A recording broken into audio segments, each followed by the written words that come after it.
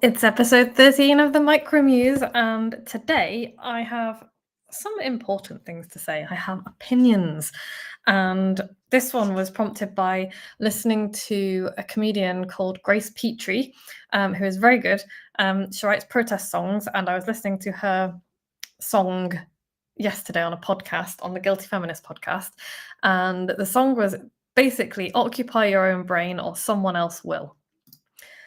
And so, yeah, that's behind what I wanted to talk about today because, yes, I am going to be banging on about AI again, but also social media, news services, and just this general outsourcing of our brains that we all seem to be hell-bent on doing at the moment. And I just wanted to share a few facts and studies with you, really, because apart from the ultimate message of this live, which is if you don't occupy your brain space, somebody else is going to do it for you. And that should be enough to terrify you because, if you're not thinking for yourself, somebody else is doing your thinking for you. And that person is currently probably one of 8 billionaire dudes, and you don't want them in your head making your decisions and having your opinions for you because those dudes have not got anyone's best interests in heart except for themselves. I can 100% guarantee that. So there's that. But then I also have a few stats for you. I've been doing a little bit of research. I've been super concerned about the use of AI, and I'm not talking about. I don't want to see another post about fucking M dashes. I really don't. It's not about style. That's not the thing. Some people are going to be good writers, some are not going to be good writers, and good writing can be learned. It's about substance and it's about where it comes from. And it's more than that about how we use our brains and what's happening to them. So just indulge me for a moment, if you will. And this is just one study of many that are ongoing. And this is very early days because obviously, looking into the effects of AI on our brains is still an early science. But the MIT Media Lab has done a study of 54 18 to 39-year-olds in Boston. So small sample size, got to bear that in mind. And they were looking at brain activity over 32 regions in ChatGPT users. And they did a study getting people to write essays using nothing at all, just their brains, using Google as a search or using ChatGPT to do the work for them, essentially.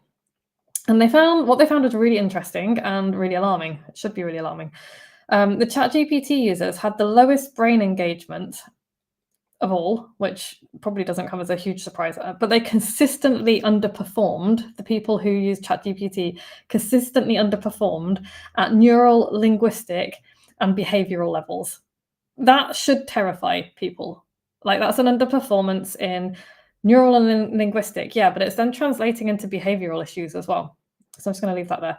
And they also found that it could harm learning over time as well. This got worse over several months of use. Like, each essay got worse and worse. Each brain scan got more and more concerning when people were, they did this study over several months looking at the use of ChatGPT over several months. So there's that. They also found, not sure if this was the same study or a different one, but it's also been found that the more time people spend talking to ChatGPT, the lonelier they feel. And that is also really concerning because even though I think AI tools are going to be amazing for medical diagnostics. They're probably going to be really good in the field of counseling and mental health as well. But what this is showing is that it's not a substitute for human contact. Like, humans need human contact. And the more we talk to, because I've heard people say, and I've heard friends of mine say as well, I've been having really nice chats with ChatGPT. And it's an illusion, I think, of connection, and it's really, really frightening. It's like the loneliness there was already a loneliness epidemic, especially among men, and now this use of ChatGPT to kind of replace that human contact that they're missing, it's making people lonelier. And so that's something to really think about as well, because loneliness and this kind of isolation is massively linked to other undesirable effects across society, like crime, general mental health, violence, all of those things exacerbated by loneliness. So there's that as well.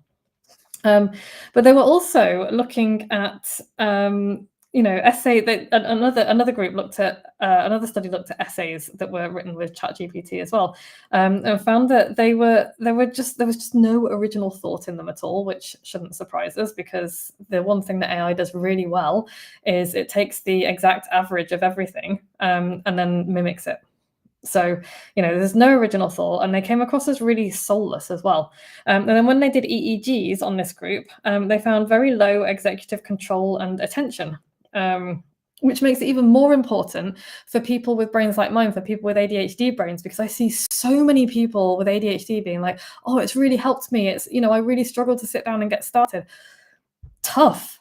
Yes, it's more difficult for us to do that, but that is all the more reason why we need to make the effort and find a way to do it. And it's not that we can't do it, because I can do it. Loads of people that I know can do it with ADHD. And so this idea that we have to use ChatGPT because we can't do it any other way, that's not true. It's not true, and it's more lazy thinking. And there are always ways to get our brains working in the way that we want them to do. It just isn't the way that we've consistently been taught that society tells us to do.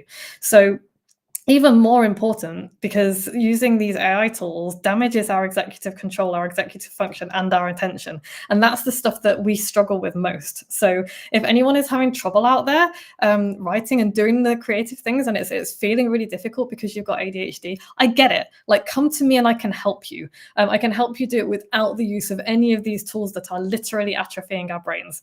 So yeah, come talk to me. I can help. They also found in writers' groups that the highest neural connectivity is associated with creative ideasm, and memory load and semantic processing. All of those are more engaged. All of those people and all of those processes are better when we think for ourselves, when we don't use the ChatGPT tools and the AI tools. We are more engaged. We are more curious. We are more likely to claim ownership of the work that we do and be proud of it. So if you've got a post or an essay that you've written with ChatGPT, are you really proud of it? I don't think so. I'm not. I don't want to claim ownership of it. It's just like, oh, I used a tool to throw something together. And people showed higher satisfaction with the essays they wrote as well. And it was similar results with Google research. So this is not saying don't use the tools that are there. There are loads of really good tools. What I'm saying is, and what these studies are suggesting, is that using ChatGPT has very few benefits and an awful lot of negatives. And when people were asked to rewrite their essays after a day or so, the people who did them with ChatGPT could recall nothing. Again, it's not surprising to me because it was just outsourced. So there's all of those facts, which are really, really important.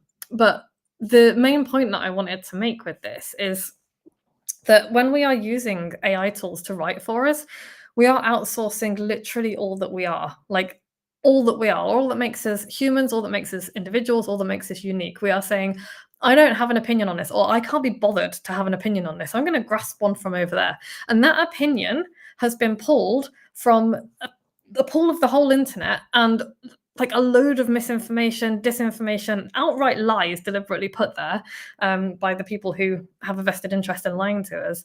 And that's the opinions that we're taking into our brains and replacing the bits of who we are with somebody else's opinions who do not have our best interests at heart. So yeah, that's kind of what I wanted to say about AI and ChatGPT and the ideation process. By all means, use your AI tool as a tool. Use it to do a bit of research to get you started, maybe like on research, not on ideation. I'll tell you how I use it. I feed interviews and transcripts into it, and I get it to summarize it for me because that saves me a lot of time. When I have written something from scratch using my own brain, I never write stuff from scratch with an AI tool. I might throw it into ChatGPT and be like, can you tell me where the flow breaks down, where the structure breaks down, where there's repetition? It's really good for that sort of thing. What I never ever do is say, oh, ChatGPT, I would like to write an essay today on how to start writing if you don't feel motivated, and then give it. No, I'm not going to do that, because that's going to throw out some tired nonsense that you've seen 1,000 times, and it's going to have none of me in it. And also, it's going to stop me from making those connections. And another thing, I'm now turning into disgruntled of Tunbridge Wells. But yeah, I have found as well that editing work that has been made with ChatGPT is infinitely more difficult than doing it if a person has made it. I would much rather, as an editor and a book coach and a writing coach, I would much rather read your shitty first draft in all of its shitty glory, and it's never as bad as you think, and work with that than I would if you gave me a piece that has clearly been generated by ChatGPT, because it's more work for me. So I'm going to start adding a premium onto my services if this has been created by ChatGPT and I can tell it's going to cost you more. So yeah, I just wanted, if you leave with nothing else, occupy your own brain with thought, or somebody else will occupy your brain space for you, and it's not going to be in your best interests. So what's your 5-minute takeaway today? Set aside 5 minutes every day to question everything. Question what you read, question what you see, what you hear, and then write about it. Write what's in your head, write the questions you have, write what comes up, see what happens, because that's where your ideas are going to come from, and that's where you're going to start to learn who you are, what you think, what you believe, and why. And you can get more from me by following me on here and subscribing to my feed, ring my bell, but also, and more importantly, because we don't own these platforms, visit moxiebooks.co.uk/freebies, and you can join my mailing list and get some free goodies to help you use your voice and your brain to make the best kind of trouble. Thank you so much. I will be back this time next week with another MicroMuse. Have a wonderful day.